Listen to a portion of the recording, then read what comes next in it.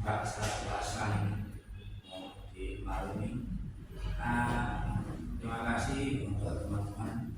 Juga kelanjutannya mengenai diskriminasi di program digitalisasi pelaksanaan jenjang sekolah dasar yang kemarin disampaikan oleh Dinas Pendidikan bahwa untuk depannya memang harus kita memakai digitalisasi. Oleh sebab itu, untuk kita senang kita bertemu, kita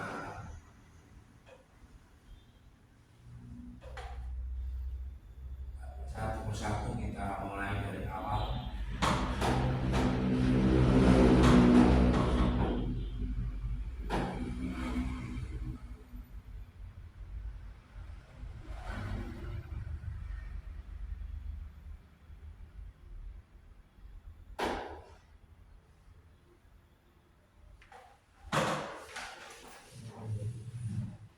Kebijakan digitalisasi pembelajaran, ya.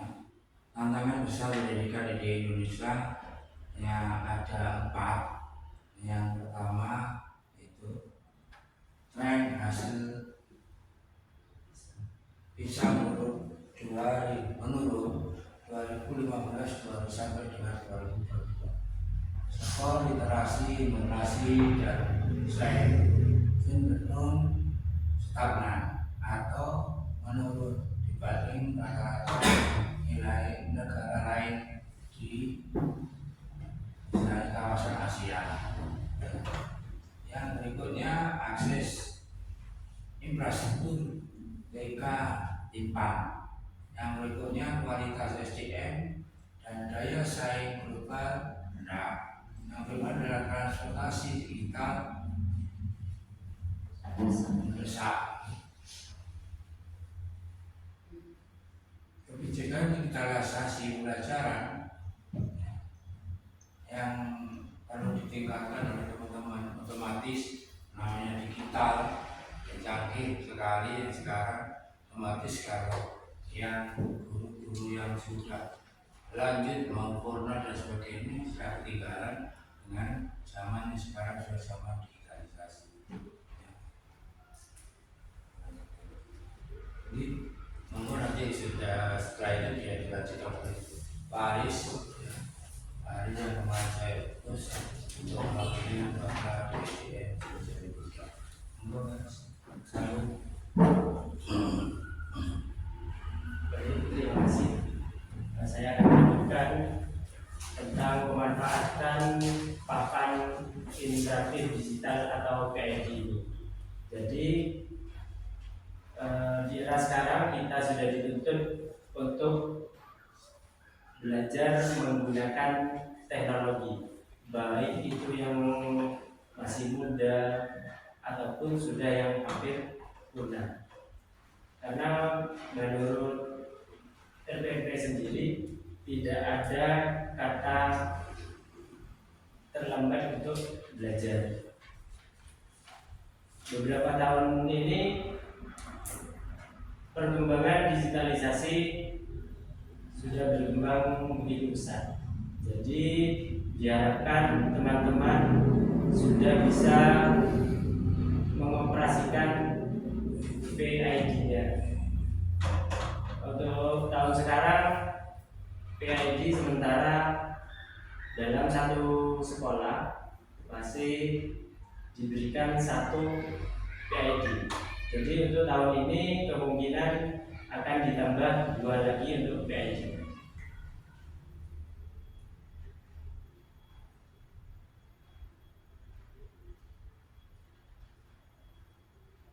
Dari PID ini kita bisa membuka di rumah pendidikan, di mana di rumah pendidikan itu sudah ada ruang GTK sendiri, ruang murid dan ruang guru.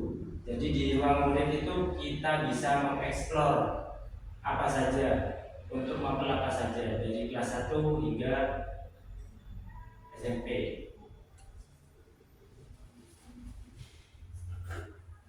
Saya di sini sedikit ini menyampaikan untuk pemanfaatannya. Ini untuk PID, penggunaannya tidak sembarangan penggunaannya. Jadi di lembaga itu harus ada yang namanya surat keputusan dari kepala sekolah untuk penggunaan PID-nya. Jadi biar ketemu nanti kalau PID ini terakhir digunakan oleh siapa. Dan perawatan PID ini layar depannya tidak boleh sembarangan dibersihkan menggunakan lap atau kanebo, itu tidak boleh. Jadi ini menggunakan seperti pembersih kacamata, itu yang dianjurkan.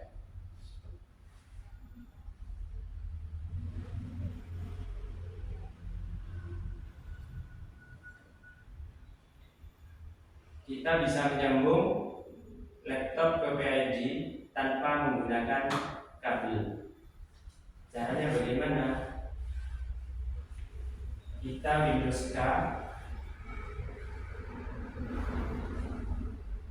ini jika ingin memutus di disconnect, akhirnya keluar.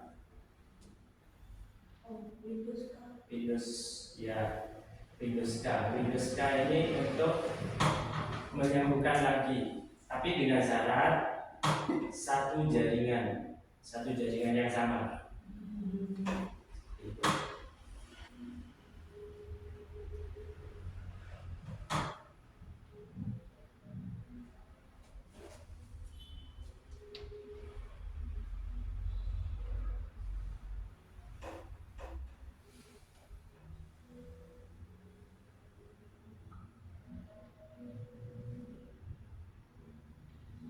Nah, ini yang perlu kita ketahui, merek dari PID sendiri ini dari Hisense. Ukuran layarnya 75, RAM-nya 16, ROM-nya 256. Sistemnya pengoperasian Android, sentuh, support WiFi, Bluetooth, bisa juga dijadikan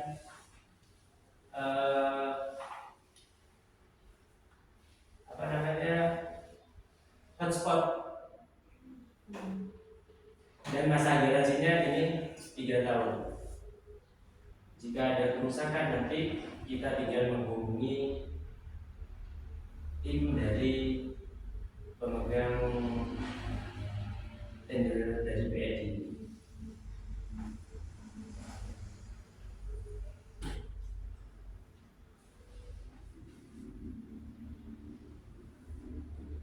Nah, tujuan dari PID ini kita membuat rencana pembelajaran mendalam yang berbasis digital.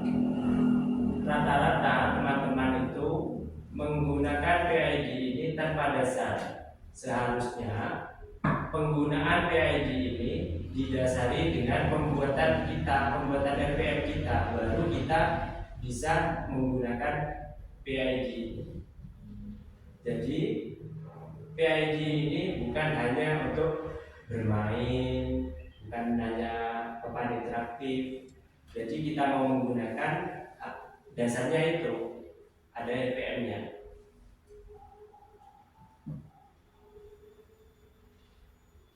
Nah, ini beberapa alamat untuk pembuatan aplikasi pembuatan bahan ajar. Yang pertama Whiteboard, Dartboard, Boardwall, sama Canva.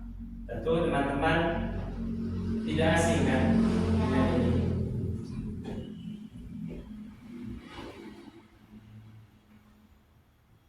Ini untuk bahan ajarnya. Untuk bahan ajar kita bisa langsung mencoba di PID ini. Jika ada yang belum bisa, nanti kita belajar bersama, kita pecahkan masalah bersama-sama. Seperti itu.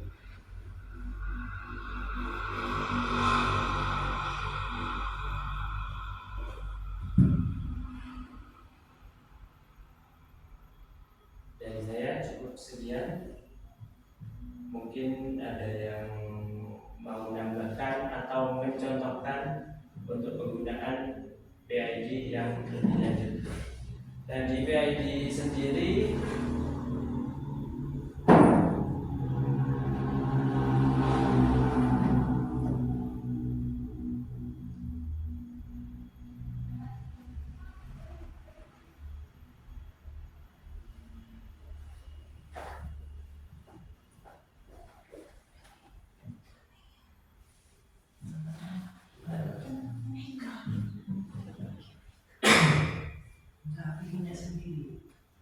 Biasanya teman-teman kalau habis menulis di sini menghapusnya dengan cara ini ya.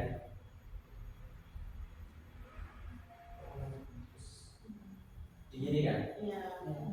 Kita bisa menggunakan ini untuk menghapus.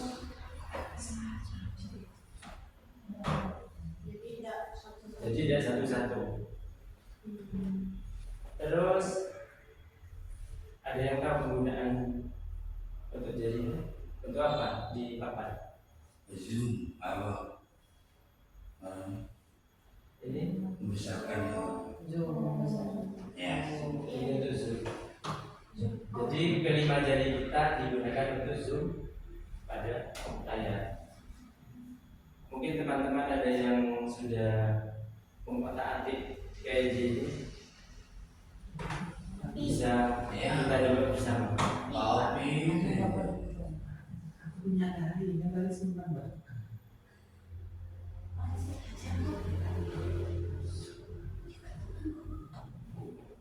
Habis kalau menandakan penggunaannya, kok kalian menandakan yang dari? Gimana Oke, tekat loh.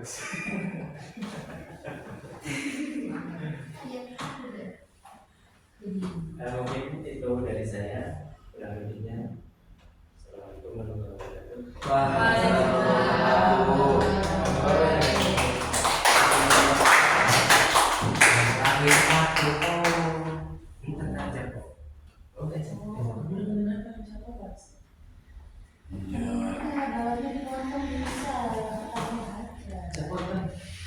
ya. Oh, jauh.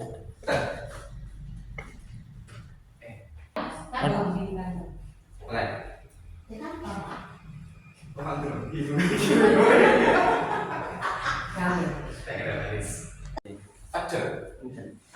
Assalamualaikum warahmatullahi wabarakatuh. Saya akan berbagi pengalaman tentang penggunaan background dalam proses pembelajaran. Di sini kita sudah kelihatan tampilan dari aplikasinya, atau background ini juga kita kenal sebagai quizzes. Nah, di background ini selain menyimpan berbagai macam contoh-contoh soal, juga kita bisa download dan juga bisa kita kirim link untuk dijadikan quiz kepada anak-anak. Setelah tampilannya seperti ini, kita pilih sekolah, kemudian sebagai guru, kemudian kita daftar. Untuk memperbanyak akses itu kita bisa menggunakan Belajar ID. Kita lanjutkan ini. Selamat.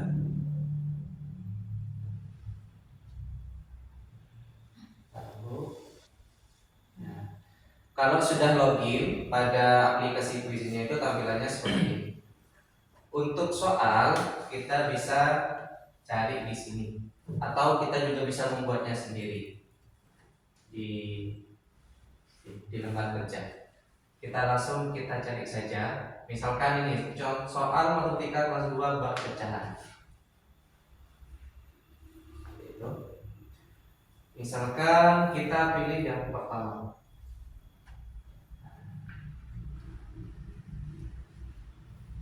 Ini tampilan soalnya. Untuk kalau ingin kita download untuk di print out, kita bisa salingkan lagi.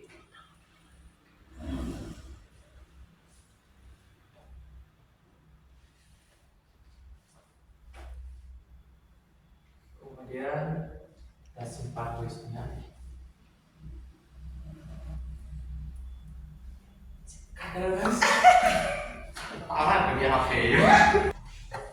Untuk kita mulai kuisnya kepada anak-anak, kita bisa sembunyikan dulu untuk jawabannya, kemudian kita bisa mulai kuisnya. Bisa kita pilih langsung, jadi anak-anak bisa menjawab satu persatu atau bisa disuruh maju ke depan.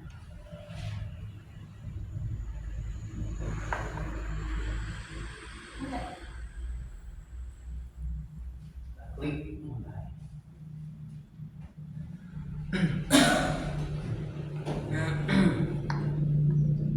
tampilannya. Kalau ingin dibagikan kepada siswa, jadi misalkan penggunaan kuisnya ini tidak hanya digunakan untuk PID-nya, tapi misalkan untuk diakses oleh semua murid, misalkan juga bisa dikirim ke rumah, maka kita cukup membagikan linknya di sini.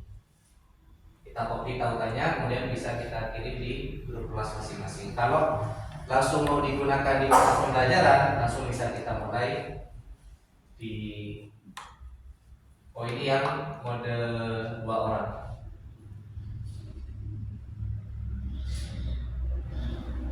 Sebentar, kita bagikan dulu. Ini tampilannya kalau mau kita kirim. Ini kita pakai yang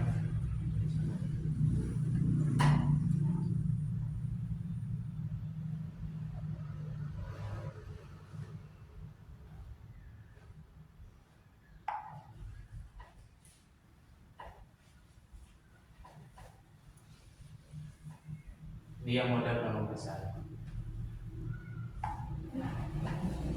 Kata Haris. Salah. Yuk. Assalamualaikum. Oh iya Nel. Assalamualaikum warahmatullahi wabarakatuh. Waalaikumsalam. Di sini saya akan menjelaskan atau memberi cara kita menggunakan aplikasi Canva. Kita klik dulu aplikasinya, masuk ke Canva-nya.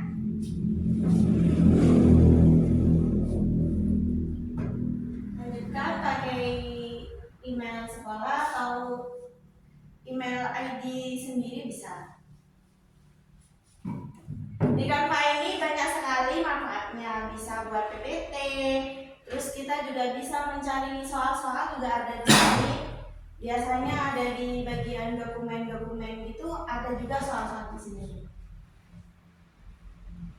Dan itu kita biasanya kan buat poster, buat brosur.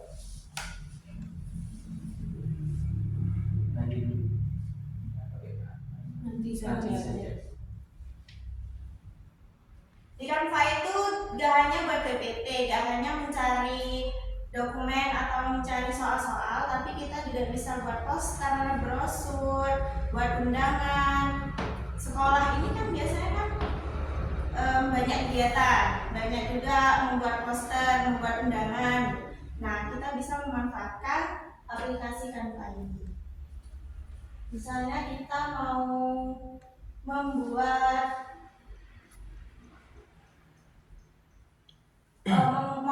PPT, kita bisa langsung klik yang presentasi. Nah, di sini kita bisa mencari apa ya namanya, template yang bagus, yang menarik, agar buat materi disampaikan ke siswa agar siswa itu senang gitu, karena kan tidak monoton pembelajarannya. Nah, di sini tuh banyak sekali ya template-templatenya, ada yang kayak gini, ada yang tema forest. Nah, di sini nih nanti kita tinggal mengedit saja materinya apa, misalnya IPAS, matematika, kita tinggal taruh saja yang penting-penting di PPT. Tuh.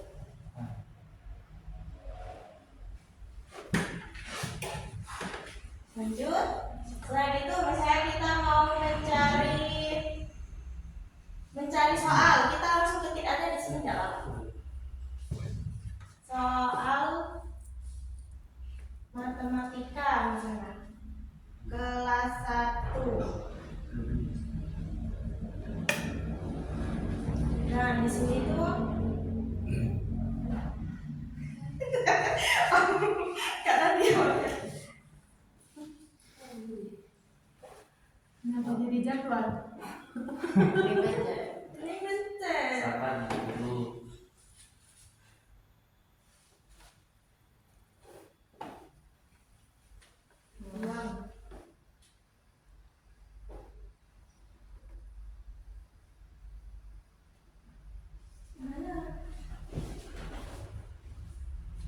Kau ditulis soal. Itu bohong intinya dipilihnya template dulu. Template ya? Template dulu. Nah. Tulis PPT. Sudah deh, Pak. Terus kalau mencari soal bisa kita langsung ketik soal matematika kelas 1 penjumlahan misalnya.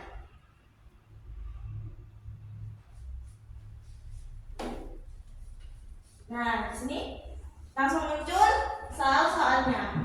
Banyak sekali di sini ya. Ada yang berupa gambar, ada yang berupa langsung angka. Jadi siswa itu gak jenuh, gak bosan saat materi disampaikan atau mengerjakan soal gitu. Jadi gak bosan. Ini banyak di sini. Udah itu saja, sekian dari saya. Assalamualaikum warahmatullahi wabarakatuh. Nah, di sini kita juga bisa membuka di permainan matematika untuk anak-anak biar tidak jenuh di game Abifedu. Kita tinggal pilih, ada 3 ini tapi sama.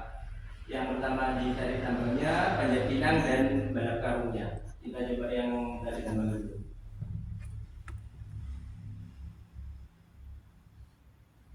Boleh 2 orang relawan untuk maju.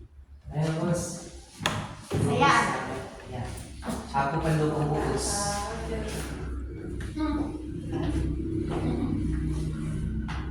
Semuanya. Langsung dimulai. Ya, mulai. 1, 2, 3.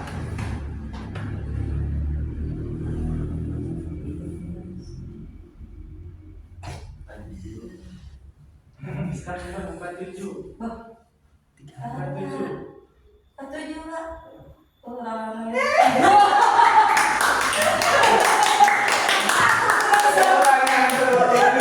Sudah. Itu dari bedanya. Kadang-kadang masih mikir. Ya Allah. Mikir dia bebekang. Dari permainan ini kita bisa menambah ketangkasan anak biar cara berpikirnya cepat seperti itu.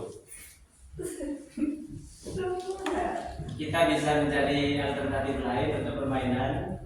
Jadi tidak harus mencari permainan yang berbayar. Banyak permainan yang gratis jika kita mau membuka di ruang murid seperti itu. Mungkin ada tambahan dari teman-teman? Ya, baik. Saya mengucapkan terima kasih yang banyak untuk waktunya. Saya akhiri. Wassalamualaikum warahmatullahi wabarakatuh.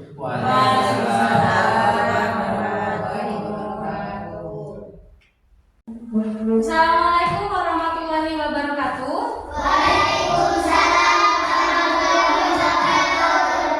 Gimana kabarnya hari ini? Sehat semua?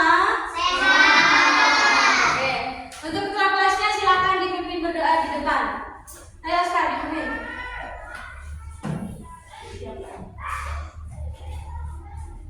Saya berdiri kepada Bu Guru memberi salam.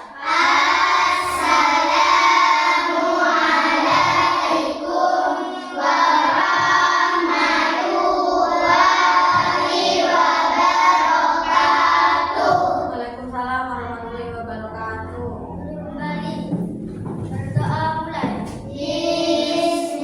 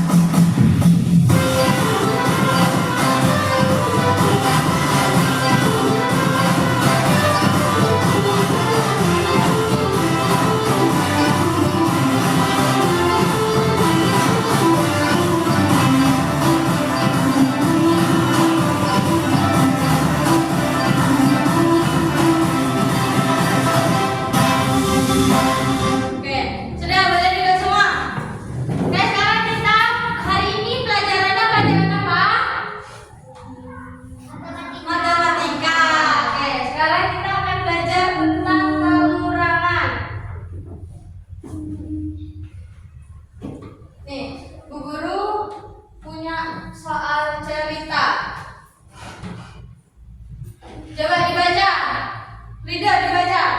Rudi mempunyai uang 82.000. Ia membeli sebuah robot mainan seharga 45.000 dan sebuah gangsing seharga 18.000. Berapa sisa uang Rudi? Oke, coba ya di berikutnya.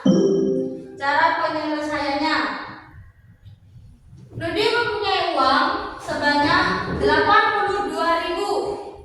Itu uang awalnya dia. Ini uang awalnya Rudi punya sebelum dia beli-beli. Setelah itu Rudi membeli sebuah robot mainan seharga 45.600 rupiah dan sebuah gangsing seharga 18.900 rupiah. Berapa sisa uang Rudi? Oke, berikutnya. Rudi mempunyai uang. Yang ditanyakan berapa sisa uang Rudi? Berarti yang ditanyakan sisa uang Rudi. Cara penyelesaiannya sisa uang. Di sini berarti apa? Uang awal. Tuh, di sini harga robot mainan. Yang ini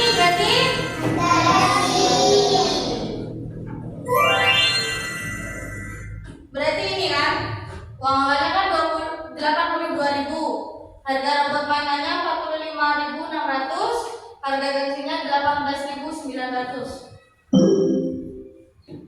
Berarti berapa?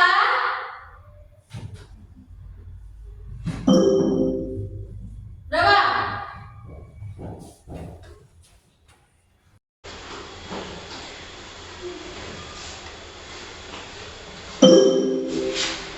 Ini yang berapa?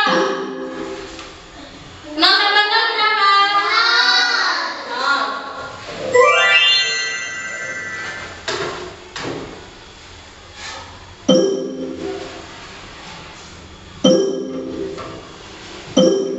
0 tambah 0.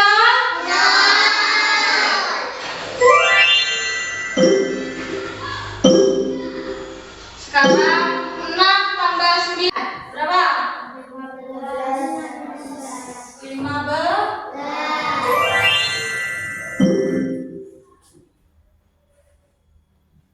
Kita tidak bisa memiliki 15 di tempat ratusan. Angka mana yang harus disimpan? 1.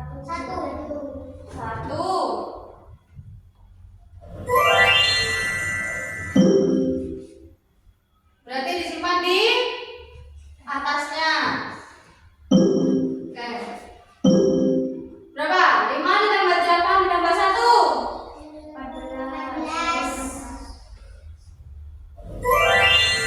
14. Ini tidak bisa yang disimpan 1 atau 4? 1.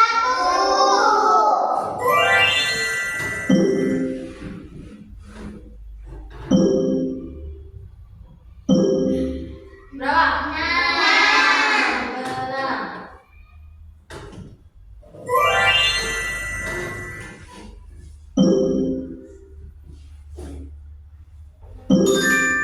Berarti ini jumlah uang yang dibelanjakan. Jadi harga robot mainan dan harga gangsing kalau ditotal jadi 64.500. Ini jadi jumlah uangnya dikurangin jumlah uang yang dibelanjakan, jumlah uang awal lalu dikurangin dengan jumlah uang yang dibelanjakan. Tadi 0 kurangin 0 berapa? 6. Oke. Berapa? 6.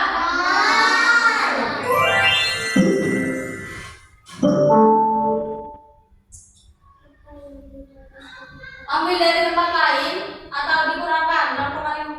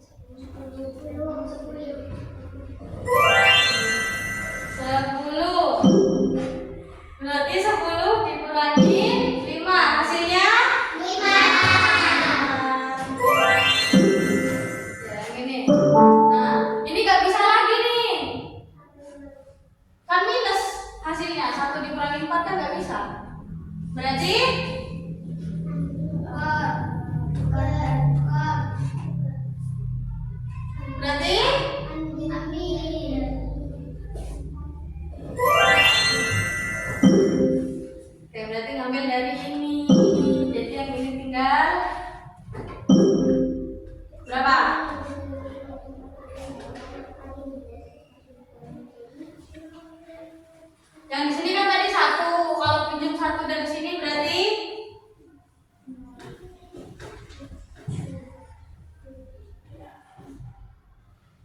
berapa? 11.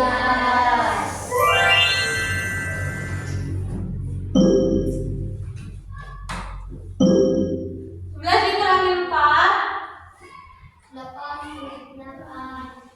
berapa? 9.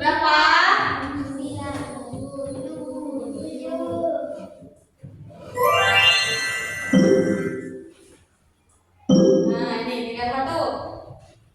Nah, 7 dikurangi 6 sudah ketemu. Berarti sisa uang Rudi tinggal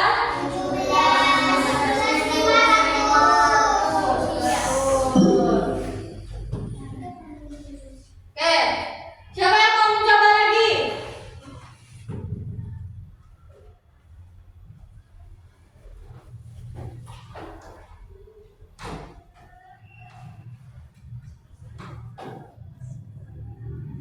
Oke, siapa yang mau maju? Aska, ayo coba Aska maju. Coba.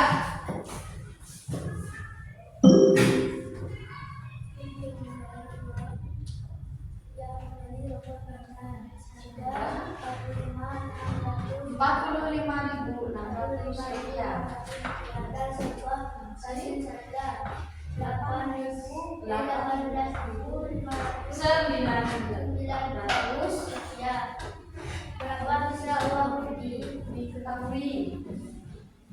Diketahui jumlah uang Rudi sebanyak 82.000.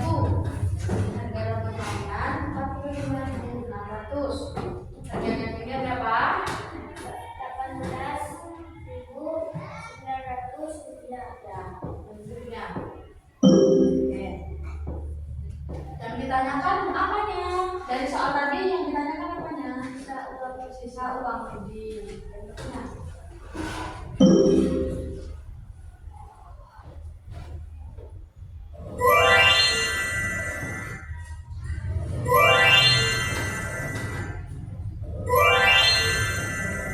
Nah, bentuknya. Jumlah uang yang Dibelanjakan. Kan belum tahu bentuknya belum. Nah, jadi gitu. Bentar.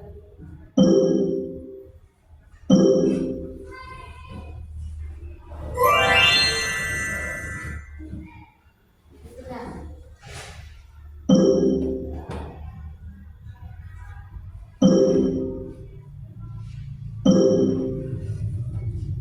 Nol tambah nol. Bentuknya.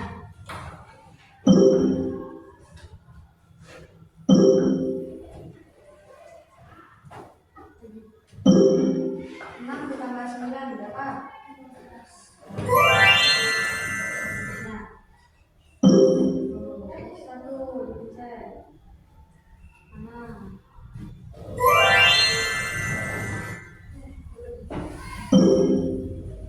Ini kan satu.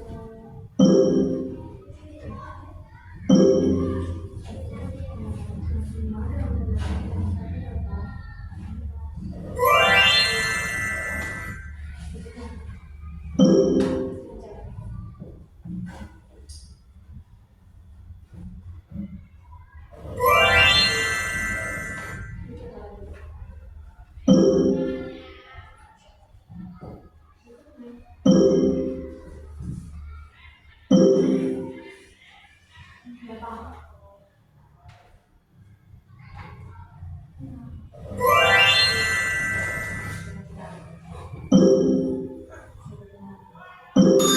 Berarti jumlah uang yang dibelanjakan, uang yang dikeluarkan sama Rudi totalnya 64.500. Karena ditanyain sisa uang Rudi.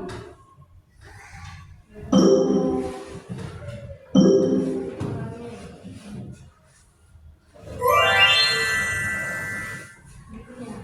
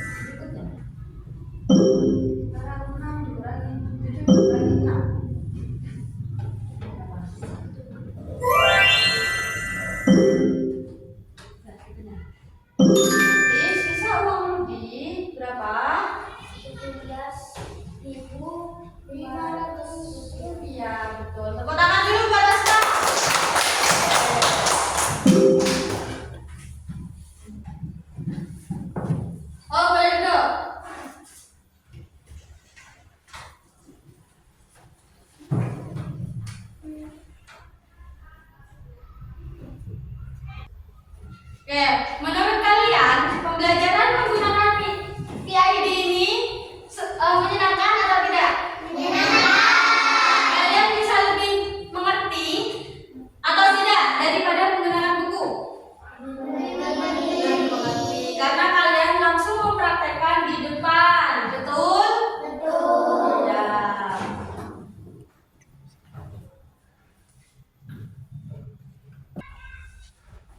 Ini bisa diakses melalui Google. Jadi kalian yang punya HP, yang punya laptop, yang punya komputer, atau punya tablet di rumah, yang mempunyai alat digital, bisa mengakses ini melalui ruang murid. Jadi dari Google, dipencet Google. Di sini, ini biasanya kan langsung muncul kayak gini. Jadi kalian ketik ruang murid, langsung dicari. Nah, yang di sini, ini bisa dipencet. Jadi kalian bisa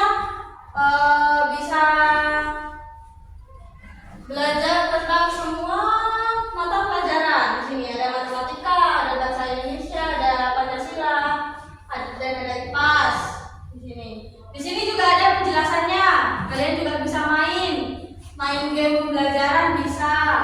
Ada gamenya, ada kayak tadi soal interaktif, gitu-gitu juga ada. Latihan soalnya juga bisa diakses di ruang murid ini.